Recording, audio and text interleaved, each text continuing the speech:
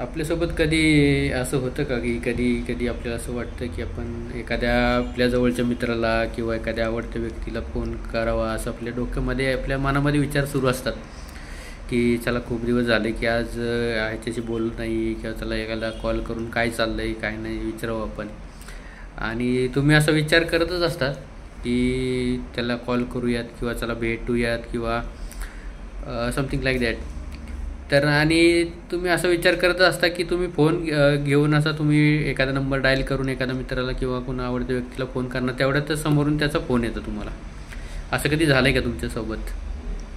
कारण जर झालं असेल आणि मला अशी 100% खात्री आहे की नक्कीच हे तुमच्या बाबतीत याच्या आधी किंवा तुम्ही बऱ्याच वेळा याचा अनुभव घेतला असेल की आपण एखाद्या आपल्या आवडत्या व्यक्तीचा विचार करतो आणि समोरून त्याचा कॉल येतो किंवा तुम्हाला अचानक ती व्यक्ती भेटते किंवा काहीतरी असा इन्सिडेंट घडतो की त्याच्याशी तुमचं बोलणं होतं किंवा भेट होती.